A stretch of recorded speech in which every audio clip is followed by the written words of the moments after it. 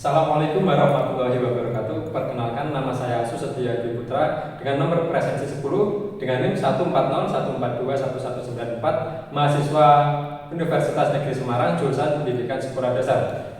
Pada kesempatan kali ini saya akan membuat video praktik mengajar keterampilan dasar mengajar, yaitu pada keterampilan dasar mengajar kelompok kecil dan perorangan. Pada video praktik kali ini saya akan membuat praktik pada kelas 3 fase B dengan muatan pembelajaran pendidikan Pancasila dengan materi nilai-nilai Pancasila di sekolah.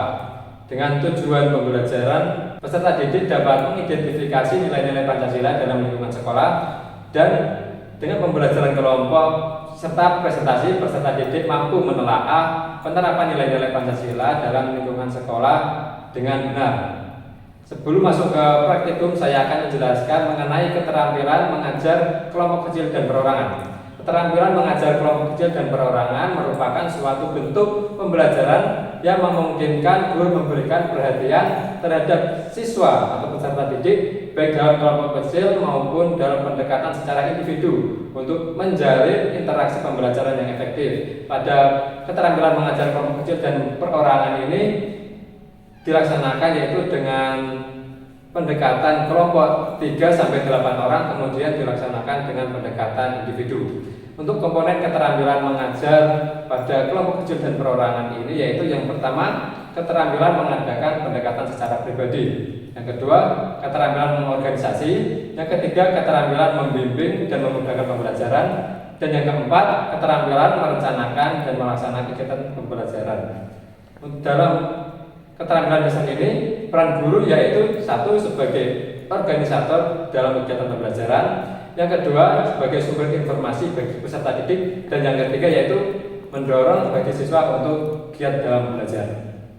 Baik, kemudian saya akan membuat video praktik mengenai cara mengajar kelompok kecil dan perorangan.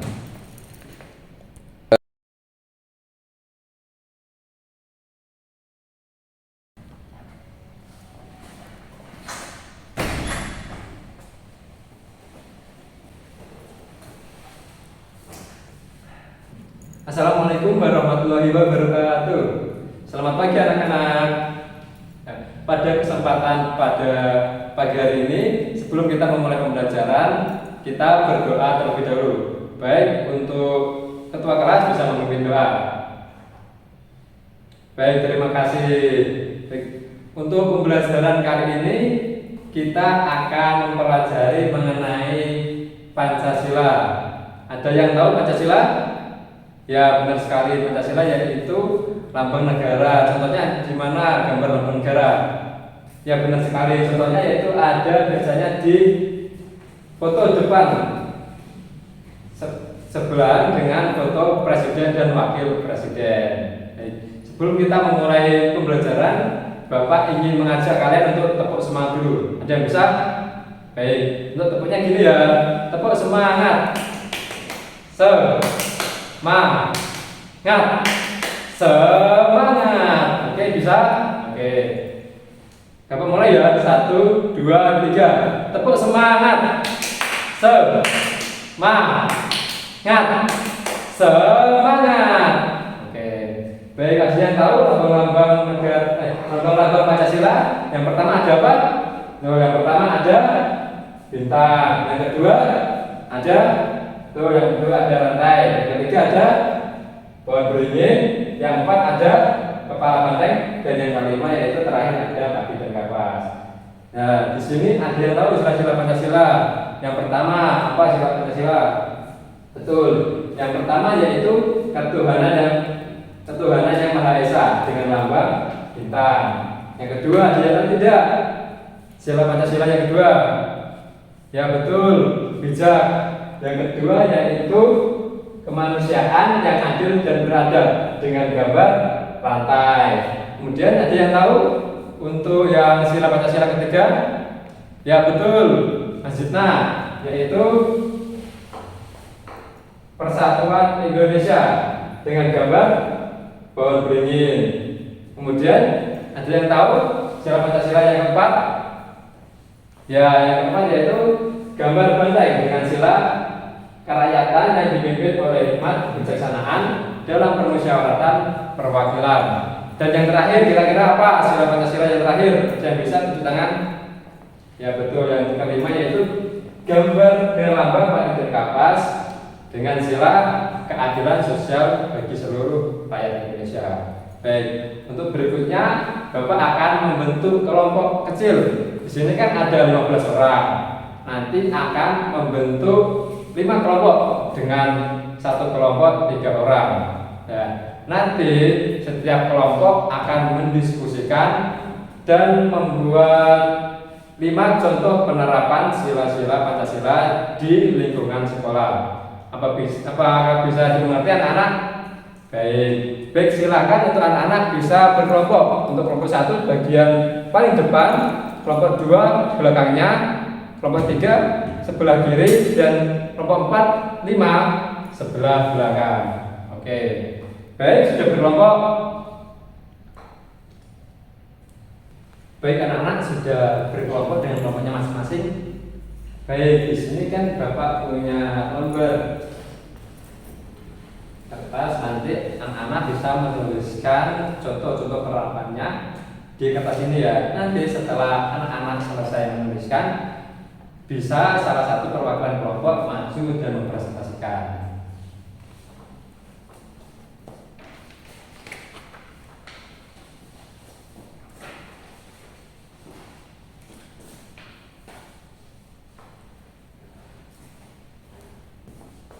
Baik, apakah anak-anak sudah selesai untuk kerja kelompoknya membuat contoh-contoh penerapan sila Pancasila di lingkungan sekolah?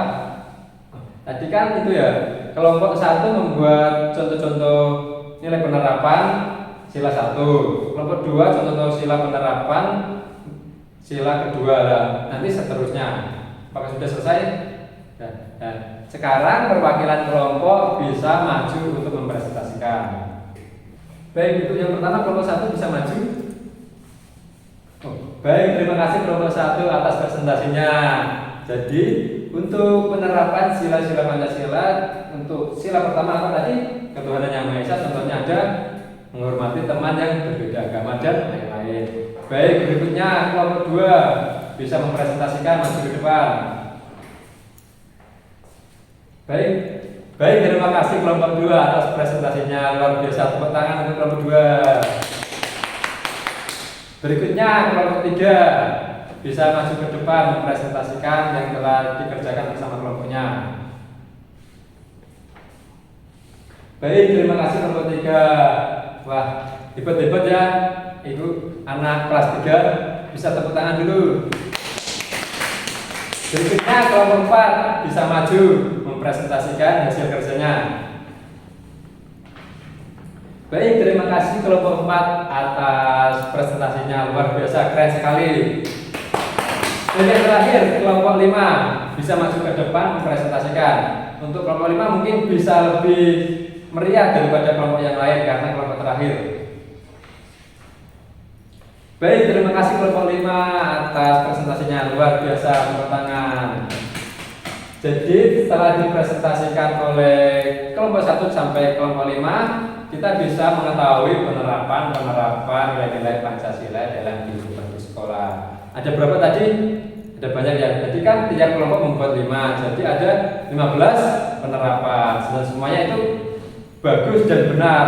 Alangkah baiknya diterapkan di kehidupan sekolah kita. Baik, tepuk tangan dulu untuk kita semua setelah presentasi.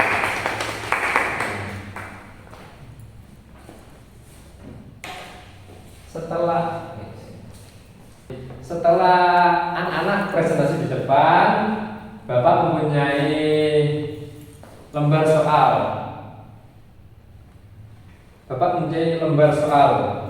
Nanti bisa dikerjakan secara individu.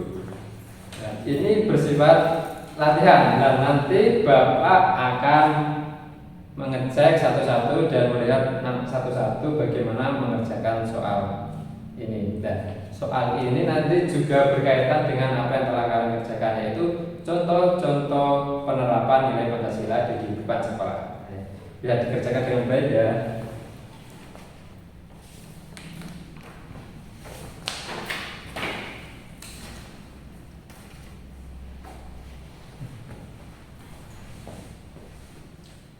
Bagaimana? Apakah ada yang kesusahan dalam mengerjakan soal?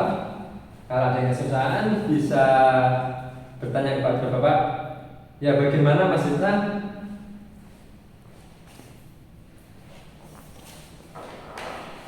Baik, setelah kalian mengerjakan bisa dikumpulkan ke depan ya atau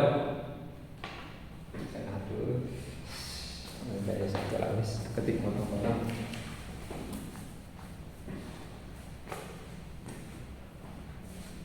Baik, terima kasih anak-anak telah mengerjakan latihan soal. Dan setelah Bapak baca sedikit, jawaban kalian sudah banyak yang benar. Nanti Bapak cocokkan terlebih dahulu. Ya. Kan ini sudah di penghujung pembelajaran. Tadi ada yang tahu tidak apa saja contoh penerapan pada sila pertama di lingkungan sekolah? Ya benar, contoh sila pertama di kehidupan sekolah yaitu menghormati teman yang beda agama. Kemudian contoh sila kedua, ya benar, untuk sila kedua yaitu rukun dengan teman di kelas, tidak bertengkar, tidak saling mengejek. Nah, untuk yang sila ketiga, ada yang tahu?